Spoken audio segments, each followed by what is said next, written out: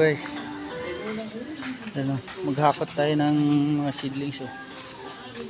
Ito ko yung 4 na crates. Puno sa seedlings na onion, I mean sibuyas dahon. Update ko kayo sa mga daanan mamaya. So tara. So yun mga guys, yung dadaanan ko. Kagagawa ko lang ng daanan para mapasok ng motor. Tatawid din sa ilog. Sa akit na naman doon.